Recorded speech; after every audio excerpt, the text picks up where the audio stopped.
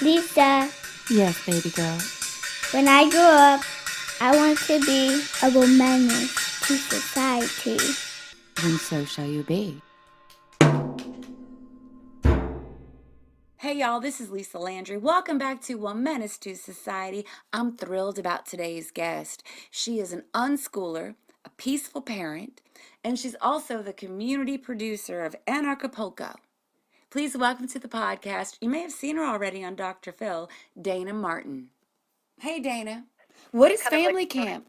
it's a freer family camp, so families come to this portion of Anarchapulco to learn about peaceful parenting, unschooling, educational alternatives, alternatives to punitive or authoritarian style parenting. So that's grown every year, but this year, because I'm essentially running the event, I have it for 4 full days. We have a huge freer family camp with 5 rooms filled with all kinds of fun things for families to do, and people coming to speak about peaceful parenting and vaccines and birth, and so it's like this full-blown conference inside of a conference, essentially. What is peaceful parenting, Dayna? It kind of covers a lot. So peaceful parenting is parenting in a partnership-based paradigm, as opposed to what most of us grew up in and what most of our culture promotes today, which is an authoritarian-based paradigm. And the difference is the authoritarian, more commonly traditional approach to parenting focuses on behavior modification, meeting the adult's needs, the parent's needs above the child's needs, like the parent's needs for obedience and compliance above all else. And the idea that parenting can be convenient is kind of one of the goals of authoritarian parenting, where a more peaceful approach is focusing on the needs of everybody in the family equally, not just the adult's needs for obedience, compliance, and behavior modification. And it's focusing on the kids' needs as much as the parents, and how to meet everybody's needs simultaneously. So it's a philosophical approach that I believe is on the leading edge of thought, and it's a very evolved approach. So like 100 years ago, men were told to beat their wives if dinner wasn't on the table on time. Right. They were told in their wedding vows that women obey your husbands, and that to love, honor, and obey. And that was a huge focus of husbandry, is the authoritarian role in training your wife to be a good wife and a good obedient wife. And we've come so far from that in our culture. I mean, now men could be arrested for hitting their wives, and we've evolved. We've evolved as human beings. And to me, children are the next focus on the human rights agenda. So it's much similar to what women went through 100 years ago. And I know that there's cultures that still believe in that. There'll always be cultures in different places on the spectrum. But in our culture today, we're truly evolving and seeing children as more than just these subservient beings to obey the parents, and that they have real needs and desires. And the only way that children will learn that everybody's needs matter equally is by us modeling that. So when we model that their needs matter too, then they go on caring about other people and not just themselves. Because the authoritarian approach is it models narcissism. It models that the adult's needs matter more than the children, and you basically need to force and use your power to control others to meet your needs. And when children grow up like that, they learn to be like that, and that's how they are. That's how they are to other people, and it creates narcissism on a mass scale. And it warps the human condition. So to me, peaceful parenting is modeling world peace. It models that everybody's needs matter equally. And it's really, really growing. And so I like to think of myself as a pioneer on the forefront of this. And I've been featured on the Dr. Phil Show. I was interviewed by Oprah, been on Nightline, Fox News. I mean, this is a huge, huge shift in consciousness. So Anarchapulco this year, the event that I'm the community producer for, we're having a whole freer family camp.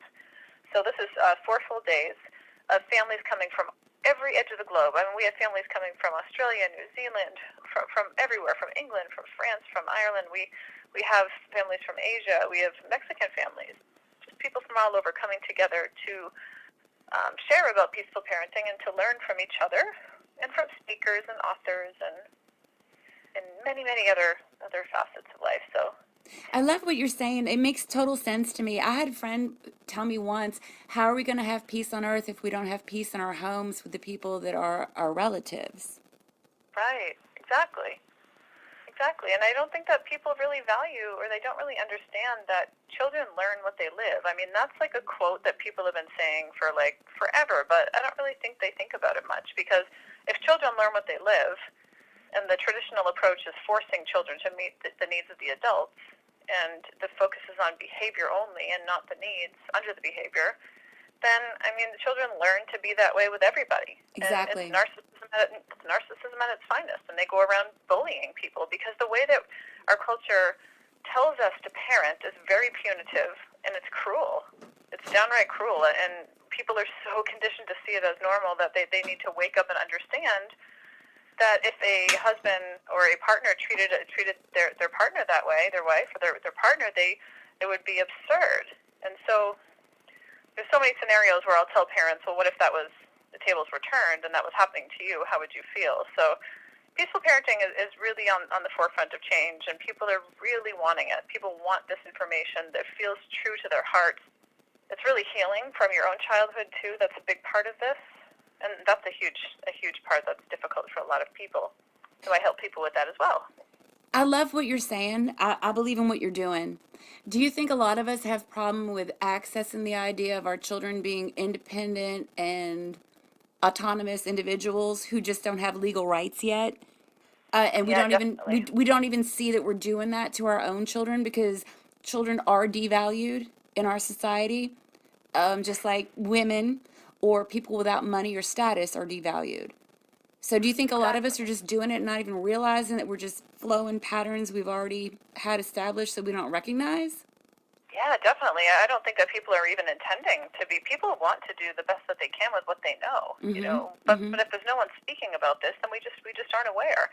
When I talk to my mother about this, she says, "Oh, I wish I knew what you knew. I wish there was the internet. I wish I had support." It makes perfect sense, but there was nobody doing that, and it would have been thought of as crazy. And so it really is a matter of just people being brave enough to speak about it. Because you don't want to be the weirdo in your community who is acknowledging your child has needs that are not being addressed, or your child isn't being heard. If you're the one parent in the community basically valuing your child as a mini replica of what will happen, then you're the weirdo, right? And you might be ostracized for being progressive. Yeah, and anybody doing this, anyone on the forefront of any kind of movement, they get that, and they know that going into it. Like, I know that going into it, and I am that parent, or I was that parent, until more and more people are starting to value it and understand it. You need to be willing to put what your children think of you before what others think of you, what strangers think of you, what society thinks of you. And when people hear me say that, they're just like, well, yeah, of course, but no, really think about it, because most people care way more about what strangers in public think about them than what their own child thinks about them. They get so embarrassed when their children act up, and they're embarrassed around these total strangers, and instead of getting down to their children's level and talking to them and valuing them, they end up lashing out and trying to look all tough and punitive in front of these strangers because they're embarrassed. And I mean, being willing to be looked at and judged, I mean, I think probably most of the people listening to this are probably already aware enough to know that that's part of it. It is part of the movement of shifting your consciousness to be willing to be thought of as the weirdo. So people definitely think that of me, probably in my neighborhood, but not as much as they used to. Little by little, people are valuing it. People are calling me that used to judge me and saying, wow, like, I used to think you were crazy, and now it makes perfect sense, and I'm sorry for judging you, and I want to learn from you. So that's awesome. That is a definite paradigm shift when people are recognizing, because we all do it. That's humanity. Oops, I messed up. I could have thought this way, and I've been stifling myself and my children and my community and my nation and my world by my choices. And then they call you up and they acknowledge, I want better. Exactly. And so, if somebody would have told me years ago, 25 years ago, that I'd be doing this, I probably would have laughed at them. I would have been like, you crazy? Like, I'd be doing what? You just don't know. And my children are the ones that kind of showed me the way. My son, who's 19 now, I learned from him. I trusted him, and it's never, ever led me wrong. It's quite a journey that I've been on, unexpectedly. How did you get involved in this? Well, I've been a childbirth teacher, a natural childbirth teacher, and a doula. I'm now a midwife. for 20 years, almost 20 years, and so I've kind of always been in the natural movement, like the natural parenting, natural birth. I've supported hundreds of women to have natural births and educated women about, the overuse of interventions in hospitals and empowering them that they can do it themselves and to tune into their own inner knowing and instinctual parenting. And that led me to what's called attachment style parenting, which is just really natural parenting with a label. It's just listening to your children and not our culture. And I never let my kids cry themselves to sleep. If they wanted to sleep with me at night, we did so safely. They breastfed until they outgrew the need. So I've kind of always been in that realm of, I guess, alternative parenting. And it just happened naturally. And I think it was 13 years ago, somebody posted on a message board. Now, this is before Facebook. Somebody posted on a message board that Dr. Phil was looking for homeschoolers on his show. And I'm like, what the heck, I'll just fill the form out. And I filled out that I was an unschooler, and this is what I believed, and I didn't think another thing of it. Well, then a month later, the Dr. Phil show called and said, we want you for the show, and I was blown away. I was just like, what? Are you kidding? I didn't know that what I was doing was so radical. And so that show was the most popular Dr. Phil show, I think, in 4 years. In fact, the message boards went for 3.5 years after the show aired. Wow, Dayna. It was crazy. And that was the start. That was the start of my media, my public advocacy. And since that time, I've done dozens of television shows. Our family's been on the ABC's hit show Wife Swap. We're filming for a reality show, and so there's just so much craziness that's happened by being willing to be seen, being willing to be brave enough to be seen and judged on mass scale. I mean, by millions. So that's where I'm at. That's what I'm doing now. And in the meantime, what you're doing is brave, and it's awesome. And then think about this: what you're doing is actually the way that we are designed to be parents. It really is the most natural approach, and they just happen to have labels for it. Like if you had a baby and you were on an island alone with no cultural influence, this truly is the way that you would do things. It makes the most sense. Mm-hmm. I can't even imagine putting a baby away from you at night to cry itself to sleep. It would be instinctual to keep the baby close, to breastfeed the baby whenever they were hungry, and all these things with babyhood. To me, unschooling and peaceful parenting is just an extension of what I've always done with them. So, yeah, it's quite a life. But to me, we've never done anything any different. So to me, it's not crazy at all. This is just natural and just what we've made the choice to do. Yeah, I love helping people understand this life more, though, because I think the people that are drawn to it just makes sense to them, and it's really validating them in their own childhood, because you hear these things, and there's something inside of you oftentimes that says, I knew that so long ago. I knew that to be true.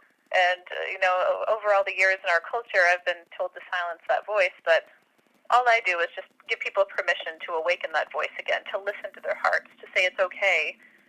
It's okay to feel this way, and to put your children, their needs just as important as your own. Well, a lot of these parenting books, not so much recent parenting books, but in the past, the 50s, the 60s, 70s, 80s, even the 90s, a lot of these books are written by men who've never birthed a child, breastfed a child, and they've also been written by women who have nannies. So how good is the advice we've been accessing? Upon reevaluation, what you're saying makes a lot of sense. What is unschooling? Well, unschooling is a method of homeschooling, but it is living life without school. And what that means is living life without the trappings of forced learning and without using a curriculum, for example, for most people. So forced learning is when parents try to coerce or manipulate or bribe or talk their kids into doing certain aspects of schoolwork. But unschooling is totally freedom-based, and so my children have never done any kind of schoolwork that they don't want to do, any kind of learning that they don't want to do. It's kind of like Montessori in a way, because Montessori is like that, right? The child wants to develop. Montessori is one step in that direction. Montessori is still it's still curriculum-based. It's just a little bit more freedom-based curriculum for sure. So Montessori is in the right direction. A lot of Montessori parents end up unschooling when their children want more freedom than Montessori provides. So Montessori, Waldorf, any kind of alternative education or any kind of school at all, if a child chooses to be there and wants to be there, that's an entirely different thing. By choice, children learning because they want to be there and they want to learn that curriculum is an extremely different experience than being forced against their will to go. So whether it's Montessori, Waldorf, public school, any other mode of schooling, if a child doesn't want to be there, it's going to be just as damaging regardless of the type of school that it is. So it's really about the philosophy of respecting children and their choices. So what is homeschooling like for you? Are your kids loving it, or did they love it? You mentioned that you have a child who's 19. Yeah, I have 4 kids. I have a 10-year-old son. Well, actually, he's almost 11. I have a 14-year-old daughter, a 17-year-old daughter, and a 19-year-old and a half-year-old son. So yeah, we've never done anything any different than the life that we're living right now. So this is all that they've known, all that we've known. They've always had the choice to go to school or not. Every one of them has chosen to be home. My daughter, who's 17, took some homeschooling classes in New York City, and she did a bunch of cool stuff. And my son, Devin, is a blacksmith. He's a 19-year-old. He's a blacksmith, a computer game coder, and he teaches survival classes. So he's kind of multi-career person. Yeah, they all love different things. So that they are happy having the freedom that they have in their lives, for sure. Yeah, a lot of kids are traumatized by school. A lot of people don't want to learn anything because they didn't enjoy school. Right, and they have a bad association with it. It's not even that they don't want to learn; they don't want to be forced to learn, and there's a huge difference. Because but the sad thing is, people come out of the experience thinking that they don't like learning, when they just don't like being forced to learn content that doesn't interest them. And so, I mean, I don't think any humans hate learning. They just don't want to be forced to learn stuff they have no interest in. Like right now, and you and anyone listening, they want to be learning about this. This is interesting. It's fun. You know, can you imagine somebody who had no desire to hear anything I'm saying being forced against their will and threatened to sit here and listen to this and then have a test afterwards? Yeah, it's called algebra, Dayna. Think of how unjust that would be to an adult. How unjust that would be to do to an adult. Well, children deal with that every single day for 12 years. No matter how much people want to ignore that fact, it's true. And so it's a really miserable existence if it's things you don't want to learn about. So my kids have always, and the kids that I work with, I mean, I've been parenting coaching for 20 years, and I do conferences all over the world. We've done conferences in Australia, Bermuda, Mexico, I mean, England. We're doing another one in Australia soon. But so this is really catching on, and I believe in 50 years from now that this will just be a normal choice like any other educational option, because we live in a different day and age where information's at our fingertips. There's, you know, the way that schools teach with curriculum and old caveman textbooks is like so outdated. I mean, unschooled kids have a perfectly individualized education, but it's completely catered to who they are as an individual, based in freedom and respect. And it really is the most healthy, natural, organic way for human beings to learn. And they don't grow up with all the dysfunction and weird associations with learning and that negative energy surrounding it. So what would you like to have implemented? If you could change one thing about our education system that's going on currently, what would you implement as a change?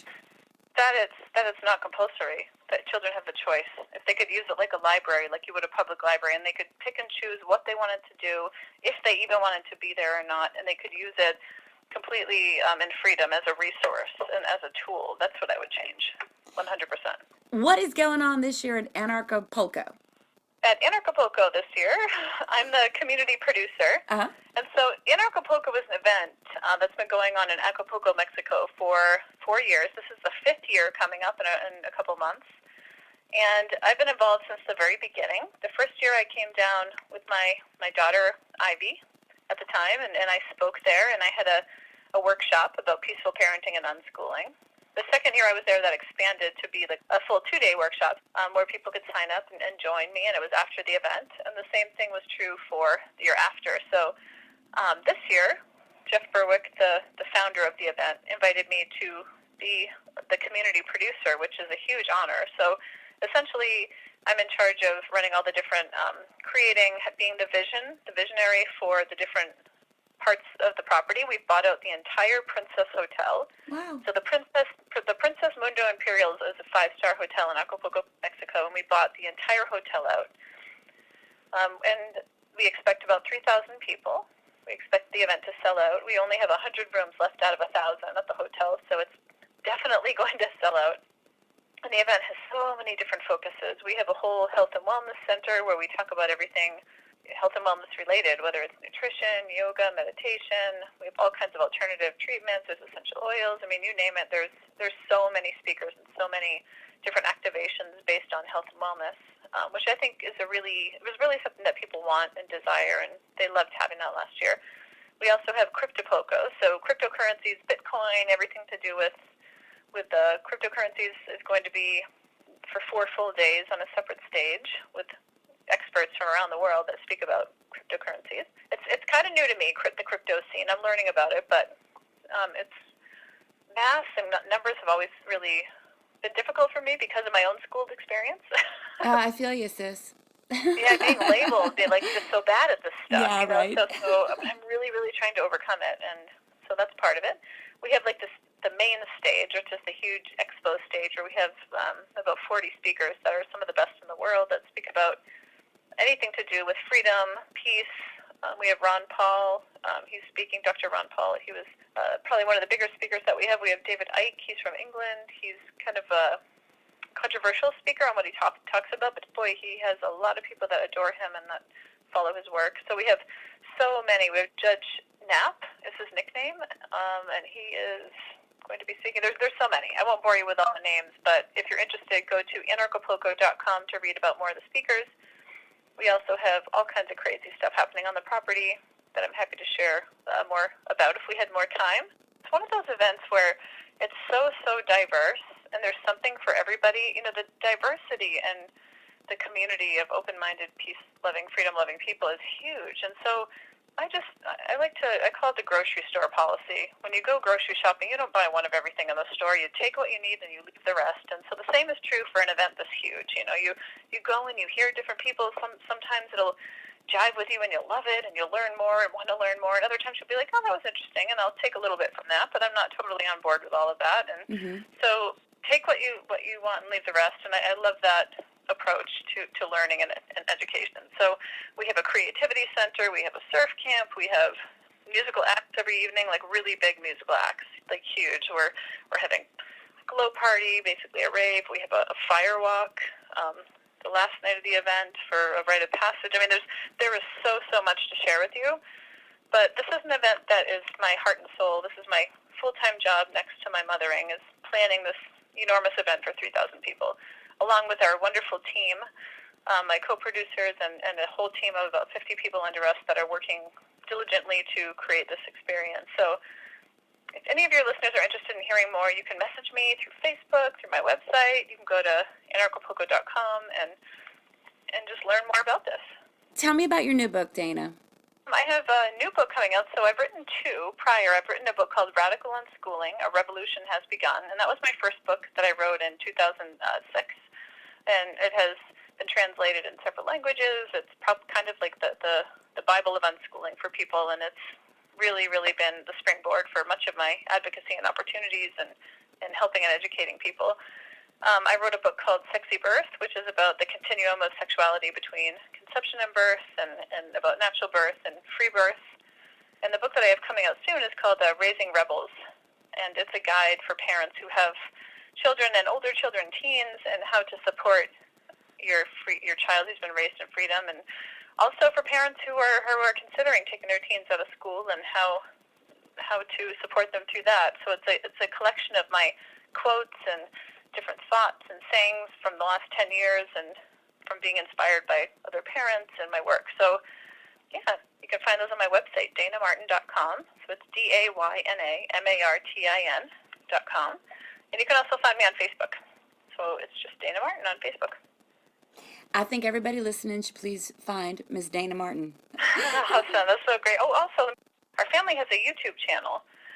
We're in partnership with Maker Disney, and we have hundreds of videos on there, everything from just like everyday life, so you can see what life is like for unschoolers. But I also have like 55 different like radio and television interviews, television appearances on there. We also have like fun episodes from series of random acts of kindness and how to make different things with your kids. And that's our channel is The Sparkling Martins. So you can find us on YouTube as well. I think what you're doing is remarkable, Dayna, and it's always difficult to be an outlier and to see things that could be done better before everybody else, recognizing there's a curve here that we could all get on board with. So I celebrate you. And Thank you. yeah, thank you. Thank you. You're so welcome, Lisa. Thank you so much for having me on. It's been so fun chatting with you. Thanks, y'all, for listening. Please come back to next Womenace Wednesday. You can find me on my website, lisalandry.com. Shout out, Ari. I love you, little boo-boo.